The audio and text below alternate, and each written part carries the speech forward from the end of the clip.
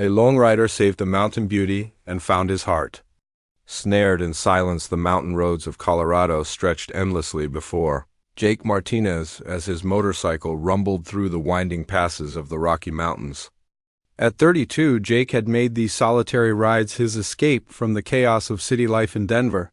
His leather jacket bore the marks of countless journeys, and his dark eyes held the weight of a man who preferred the company of mountain peaks to crowded streets. Jake worked as a mechanic in a busy auto shop downtown, but every weekend found him on his Harley, seeking the peace that only the high country could provide.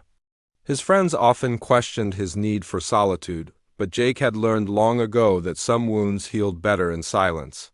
The death of his younger brother in a car accident 3 years prior had left him struggling to connect with people the way he once had on this particular Saturday morning in late September. The aspen leaves painted the mountainsides in brilliant gold, and the crisp air carried the promise of an early winter. Jake had planned to ride the scenic route through Independence Pass, a challenging road that would test both his skills and his bike's endurance. He had packed light, just some water, energy bars, and his basic toolkit. The forecast called for clear skies, and Jake trusted his instincts about mountain weather. As he climbed higher into the alpine zone, the road became more treacherous. Sharp switchbacks and steep grades demanded his full attention, but Jake welcomed the focus required. It was during these moments of intense concentration that his mind finally found peace from the constant replay of memories he wished he could forget, rounding a particularly sharp curve near the 11,000-foot mark. Jake's trained eye caught something unusual ahead. A small sedan sat at an odd angle on the shoulder of the road, its front wheel clearly off the pavement and the car listing dangerously toward the steep drop-off below. Steam rose from under the hood, and Jake could see that the vehicle was in serious trouble. He slowed his motorcycle and pulled over, removing his helmet as he assessed the situation. The car appeared to be empty, but something about the scene made him uneasy. The sedan's Colorado plates indicated it was likely driven by someone unfamiliar with mountain driving, and the position of the vehicle suggested the driver had lost control while trying to navigate the challenging road. Jake dismounted and approached the car cautiously. As he drew closer, he heard something that made his blood run cold, a woman's voice calling for help, but it seemed to be coming from below the road level. His heart raced as he realized what must have happened. The driver had either been thrown from the vehicle or had climbed out and somehow fallen down the steep embankment. Moving carefully to the edge of the roadway, Jake peered down the rocky slope. About 30 feet below, he spotted her, a young woman with long auburn hair, wearing jeans and a light sweater that was now torn and dirty. She was sitting against a large boulder, clearly injured and unable to climb back up the treacherous slope. Her face was pale with pain, but her eyes showed determination rather than panic. "Hey!" Jake called down to her. "Are you hurt badly? Can you move?" The woman looked up, relief flooding her features as she saw him. "I think my ankle is broken," she called back, her voice carrying clearly in the thin mountain air. "I've been here for almost an hour. I tried to climb up, but the rocks keep giving way." Jake quickly assessed the situation. The slope was steep and covered with loose rock and scattered boulders. One wrong step could send both of them tumbling hundreds of feet down the mountainside. He would need rope and careful planning to get her out safely, but he had neither rope nor cell phone coverage in this remote area. "What's your name?" he shouted down, buying time while he formulated a plan. "Emma," she replied. "Emma Chun. I was driving to Aspen for a conference when my car overheated. I pulled over and tried to check the radiator, but I slipped on some loose gravel." Jake nodded, understanding how easily such accidents could happen to inexperienced mountain travelers. Emma's situation was serious. Not only was she injured and stranded, but the afternoon weather could change rapidly at this elevation.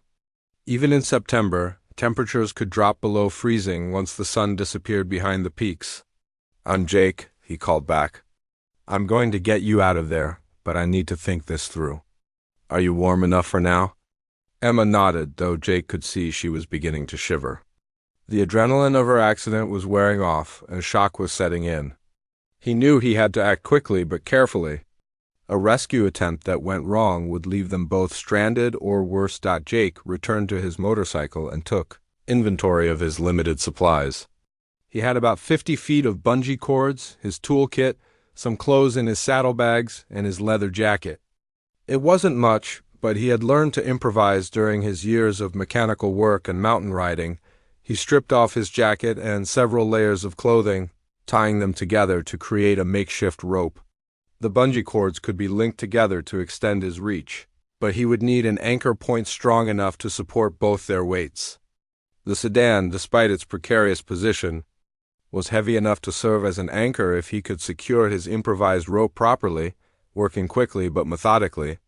Jake tied one end of his clothing rope to the car's trailer hitch, testing the knot repeatedly to ensure it would hold. He then connected his bungee cords to extend the line further down the slope. The entire system was crude but functional. Assuming the car didn't shift position while he was rappelling down, before beginning his descent, Jake called down to Emma again. "I'm coming down to get you, but I need you to stay very still. Don't try to help me or move around. The rocks up here are loose and I don't want to start a rock slide." Emma nodded, understanding the gravity of their situation. She had spent enough time in Colorado to know that mountain rescues were dangerous endeavors, and she was grateful that this stranger was willing to risk his safety for hers. Jake began his careful descent, testing each foothold before committing his weight to it. The improvised rope held, but he could feel the car shifting slightly with each movement. His years of motorcycle riding had given him excellent balance and coordination, skills that served him well as he navigated the treacherous slope. Halfway down, a section of loose rock gave way under his foot, sending a small avalanche of stones tumbling toward Emma. She pressed herself against the boulder for protection as Jake steadied himself and continued downward. The sound of falling rocks echoed across the mountainside, a reminder of how precarious their situation had become. When Jake finally reached Emma's position, he could see that her injury was indeed serious. Her left ankle was visibly swollen and positioned at an unnatural angle. She had also sustained several cuts and bruises during her fall, though none appeared life-threatening. "How bad is the pain?" Jake asked, kneeling beside her to examine the injury more closely. "It's pretty intense," Emma admitted, her voice tight with discomfort. "But I think it's just the ankle. Everything else is just scrapes and bruises." Jake nodded, relieved that her injuries weren't more severe. However, getting her back up the slope with a broken ankle would be challenging. She wouldn't be able to put any weight on the injured limb, which meant he would essentially need to carry her while climbing the dangerous incline. "This is going to hurt," Jake warned her. "But I need to stabilize your ankle before we try to move. Do you have a scarf or anything I can use as a bandage?" Emma reached into her jacket pocket and produced a lightweight scarf she had been wearing earlier. Jake used it to carefully bind her ankle, trying to provide some support without causing additional pain. His hands were steady and gentle, and Emma found herself impressed by his calm competence in such a stressful situation. As Jake worked, Emma studied her rescuer more closely. He appeared to be in his early 30s, with dark hair and intelligent brown eyes that seemed to miss nothing. His hands showed the calluses of someone who worked with tools, and his careful, methodical approach suggested experience with emergency situations. Despite the danger they were in, his presence was reassuring. "Are you a paramedic or something?" Emma asked, trying to distract herself from the pain as Jake finished securing the makeshift bandage. Jake shook his head. "Just a mechanic who spends a lot of time in the mountains. You learn to handle problems when there's no one else around to help." His voice carried a note of sadness that Emma couldn't quite identify, but she sensed there was more to his story than he was revealing. She decided not to press for details, given their circumstances. "Okay," Jake said, finishing with the bandage. "Here's what we're going to do. I'm going to help you stand, and then you're going to put your arms around my shoulders. I'll climb, and you'll need to help me balance, but without putting weight on your injured foot. Can you do that?" Emma nodded, though she wasn't entirely confident in her ability to follow his instructions. The pain in her ankle was intense, and she felt dizzy from the combination of injury and altitude. But she trusted Jake's assessment of their situation and his ability to get them both to safety. Jake positioned himself beside Emma and carefully helped her to her feet, supporting most of her weight as she swayed unsteadily. The movement sent sharp spikes of pain through her ankle, but she gritted her teeth and remained silent. A lone rider saved a mountain beauty and found his heart snared in silence. The Leadville clinic buzzed with activity as Dr. Sarah Morrison examined Emma's ankle while Jake waited anxiously in the hallway.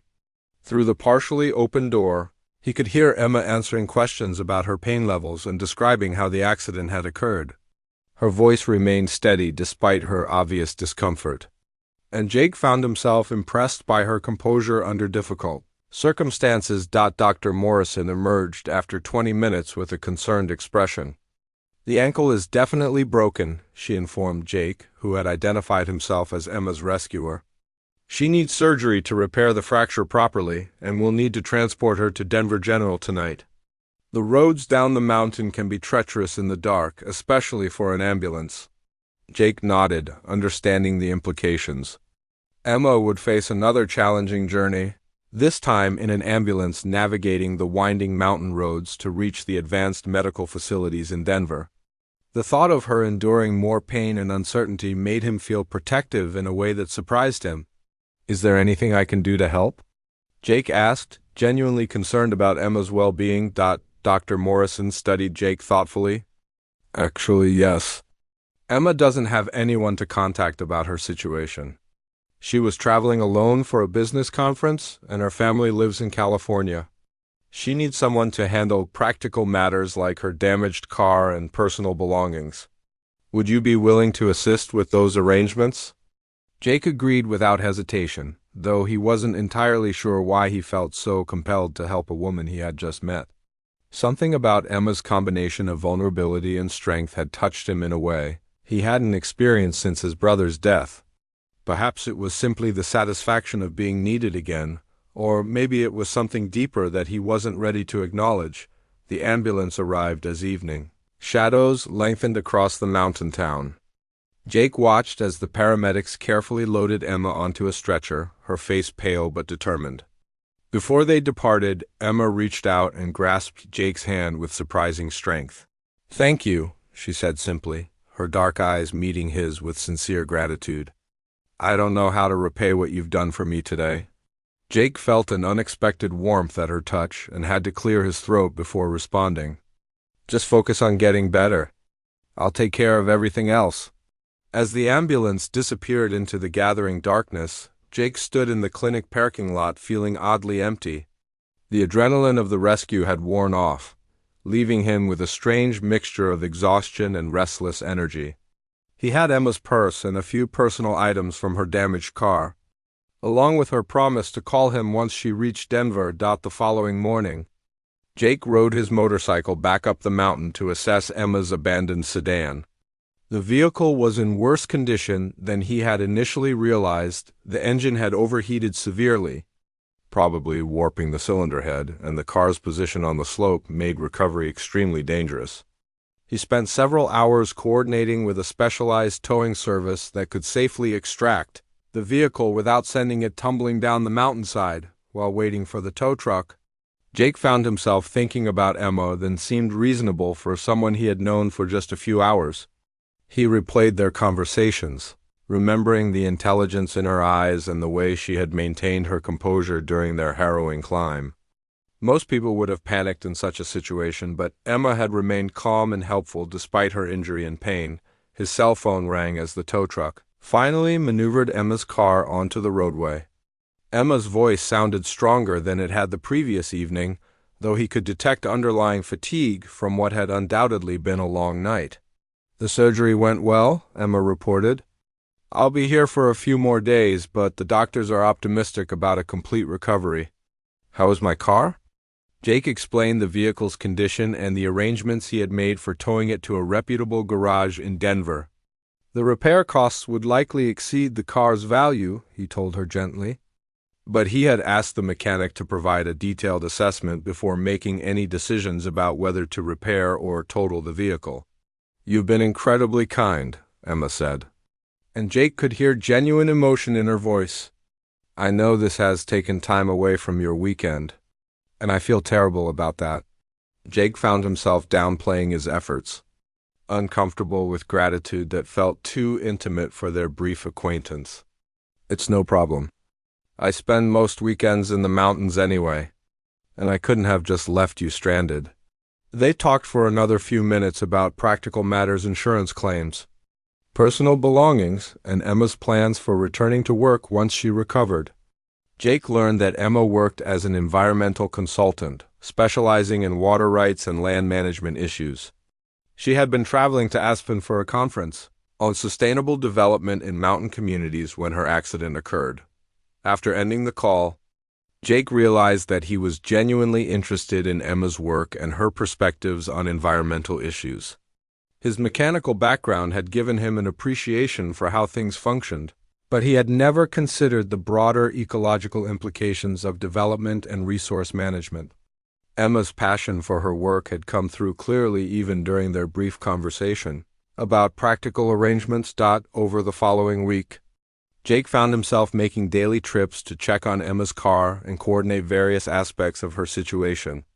The insurance adjuster needed additional documentation, personal belongings had to be retrieved and safely stored, and Emma required regular updates on the progress of various claims and arrangements. Each evening, Jake called Emma to report on the day's developments. These conversations gradually evolved beyond mere status updates as they discovered shared interests and perspectives. Emma was genuinely curious about Jake's work as a mechanic and his passion for motorcycle touring, while Jake found himself fascinated by her descriptions of environmental challenges facing mountain communities. "You know," Emma said during one of their longer conversations, "your understanding of mechanical systems actually relates directly to ecological principles. Both involve complex interactions between components that must function harmoniously for the whole system to work properly." Jake had never considered this parallel, but as Emma explained her point, he began to see connections between his mechanical expertise and her environmental work. The conversation sparked his interest in learning more about sustainable technologies and their practical applications. Emma's hospital stay stretched longer than originally anticipated when complications developed with her ankle surgery. The doctors needed to perform a second procedure to ensure proper bone alignment, which meant additional recovery time and physical therapy. Jake found himself visiting the hospital more frequently, initially to handle practical matters, but increasingly because he enjoyed Emma's company. During these visits, Jake learned more about Emma's background and personality. She had grown up in a small Northern California town where her parents ran a sustainable farming operation. Her interest in environmental issues had developed early, influenced by her family's commitment to land stewardship and community responsibility. She had earned advanced degrees in environmental science and law, specializing in water rights and public land management. "My parents always taught me that we're caretakers rather than owners of the land," Emma explained during one of Jake's visits. "That perspective shapes everything I do professionally." Jake found Emma's sense of purpose compelling and somewhat intimidating. His own life had felt directionless since his brother's death, focused mainly on getting through each day rather than pursuing larger goals or contributing to something meaningful. Emma's commitment to environmental protection made him question his own priorities and aspirations.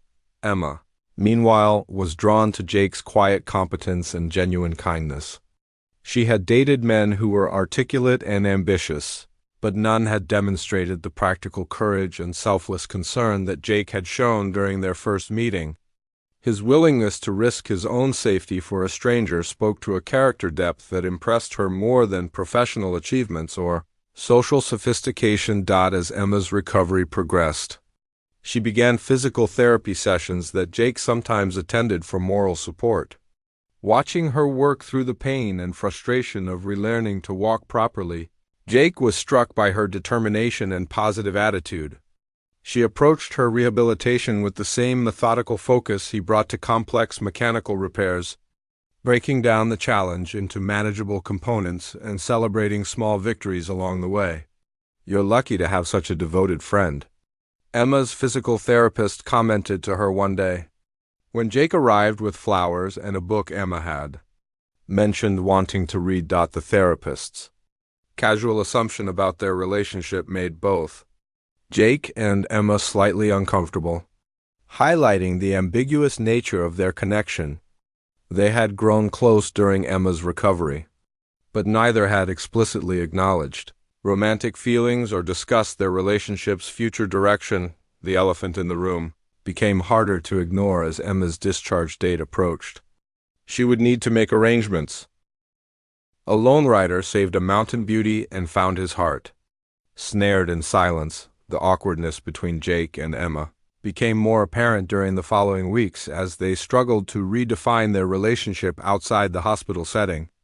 Their daily phone calls continued, but the conversations felt forced and overly polite, lacking the natural intimacy that had developed during Emma's recovery. Both sensed the change, but neither knew how to address it directly.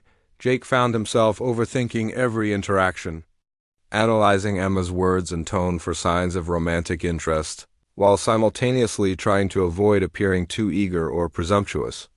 His natural confidence, so evident during their mountain rescue, seemed to abandon him when faced with the subtle complexities of courtship and relationship building. Emma experienced similar confusion, second-guessing her own responses to Jake's attention and wondering whether her feelings were genuine attraction or simply a psychological response to his role as her rescuer. She had read about trauma bonding and worried that she might be confusing gratitude with romantic attachment. The situation came to a head during Emma's third week in Denver, when Jake arrived for one of his routine check-in visits to find Emma in tears of frustration. Her physical therapy session had been particularly challenging that day, and her progress felt slower than expected. More troubling was her growing sense that she was imposing on both Jake and her friend Lisa by extending her stay in Denver. "I should probably just go back to California," Emma said, wiping her eyes as Jake sat beside her on Lisa's couch. "I can continue my physical therapy there, and I need to get back to work anyway. This whole situation has become too complicated."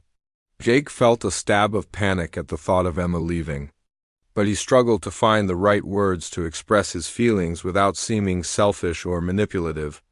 "Is that what you want to do?" he asked carefully. Emma looked at him directly for the first time in days.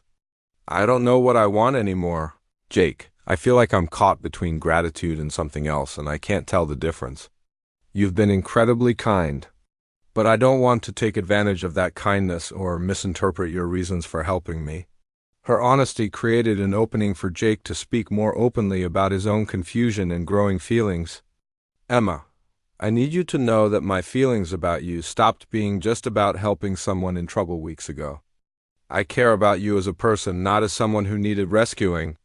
The conversation that followed was halting and vulnerable, as both Jake and Emma struggled to articulate emotions they hadn't fully acknowledged even to themselves. Emma admitted that she was attracted to Jake and valued their connection, but she worried about the foundation of their relationship being built on such unusual circumstances. "How do we know if this is real?" Emma asked. "Or just some kind of intense response to a dramatic situation? I've never been in a relationship that started with someone literally saving my life." Jake understood her concerns because he shared them. "Maybe we don't know yet," he admitted. "But maybe we don't have to know everything right now. Maybe we can just spend time together and see what develops naturally." This conversation marked a turning point in their relationship, as both Jake and Emma decided to approach their connection with more honesty and less analysis. Emma agreed to extend her stay in Denver for another month, giving them time to explore their feelings without the pressure of making long-term decisions. Their first official date was dinner at a small Italian restaurant in Emma's neighborhood, chosen because Emma was still using crutches and needed easy accessibility. The evening felt different from their previous interactions, more intentional and romantic, but also more nervous and uncertain. "This is strange," Emma laughed as they studied their menus. "I feel like I know you very well in some ways, but in other ways you're completely mysterious to me." Jake agreed with her assessment. They had shared intense experiences and deep conversations about values and life perspectives, but they had never engaged in the ordinary activities that typically characterize the beginning of romantic relationships. They had skipped over casual dating and moved directly into something more serious and complex. During dinner, they made a conscious effort to learn more mundane details about each other's lives and personalities. Emma discovered that Jake was an excellent cook who rarely prepared elaborate meals for himself, preferring simple foods that matched his generally solitary lifestyle. Jake learned that Emma was passionate about hiking and outdoor photography, hobbies that her ankle injury had temporarily interrupted but that she was eager to resume. "I'd like to show you some of my favorite hiking spots once your ankle heals," Jake offered. Encouraged by Emma's obvious love for mountain landscapes, Emma smiled, pleased by his assumption that they would still be spending time together months in the future. "I'd love that. And maybe I can cook dinner for you sometime soon, as a proper thank you for everything you've done." After dinner, Jake walked Emma back to Lisa's house, their pace slow to accommodate Emma's crutches.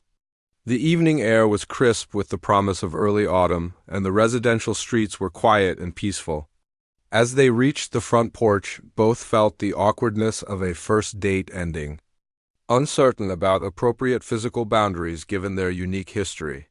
"Thank you for dinner," Emma said, turning to face Jake at the bottom of the porch steps. "It was nice to do something normal together." Jake stepped closer, encouraged by the warmth in her voice and the way she looked at him. "Emma, may I kiss you?" His formal request made Emma smile, touched by his consideration for her feelings and boundaries. "Yes," she replied simply. The kiss was gentle and brief, a tentative exploration rather than a passionate declaration. Both felt the rightness of it, but also the complexity of their situation and the need to proceed carefully. When they separated, Emma's eyes were bright with emotion she wasn't yet ready to name. "I'll call you tomorrow," Jake said. His voice slightly rough with feeling. Emma nodded, watching from the porch as Jake mounted his motorcycle and disappeared into the night. She stood outside for several more minutes, replaying the evening and acknowledging to herself that her feelings for Jake were definitely moving beyond gratitude and friendship. Their relationship developed slowly over the following weeks, as both Jake and Emma worked to build something genuine while navigating the unusual circumstances of their meeting. They went on conventional dates, movies, concerts, museum visits that helped establish a more normal dynamic between them. Emma's physical therapy progressed steadily, and she began transitioning from crutches to a walking boot, which gave her much greater mobility and independence. With Lisa's permission, she began cooking dinner for Jake several times a week, discovering that they worked well together in the kitchen and shared similar tastes in food and wine. "You know," Emma said one evening as they cleaned dishes together, "I think this is the first time I've seen you completely relaxed." Jake considered her observation, realizing that she was right. The domestic intimacy of cooking and sharing meals had created a comfortable environment where his natural reserve seemed to melt away. "I haven't had much practice with relaxation lately," he admitted. Emma sensed that Jake was referring to something deeper than their current situation, and she gently encouraged him to talk about the experiences that had made him so guarded and solitary. Over several conversations, Jake gradually opened up about his brother's death and the guilt he still carried, about not being present when the accident occurred. "Michael was driving to meet me when he was killed," Jake explained, his voice tight with old pain. "I had called him earlier that day, upset about some stupid work problem, and he was coming over to talk. If I hadn't been so self-absorbed, he would still be alive." Emma listened without trying to offer easy reassurance or quick solutions, understanding that Jake's grief was complicated by survivor guilt and self-blame. She shared her own experiences with loss, including the death of her grandfather, who had been a major influence on her environmental consciousness and career choices. "Grief changes how we connect with people," Emma observed. "Sometimes it makes us want to protect ourselves from caring too much about anyone else." Jake nodded, recognizing the truth in her words. His brother's death had indeed made him reluctant to form close attachments, preferring the safety of solitude to the vulnerability of caring deeply about another person. These deeper conversations brought Jake and Emma closer together. creating the emotional intimacy that had been missing from their relationship despite their dramatic beginning. Emma began to understand why Jake had seemed so willing to help a stranger. His own experience with sudden loss had made him acutely aware of how quickly circumstances could change and how important it was to act when someone needed help. As Emma's ankle healed and her departure for California approached, both she and Jake faced decisions about their relationship's future. Emma's employer had been understanding about her extended absence, but she needed to return to work and her normal life. Jake, meanwhile, had begun questioning his own life choices and considering whether his current path was truly satisfying or simply safe.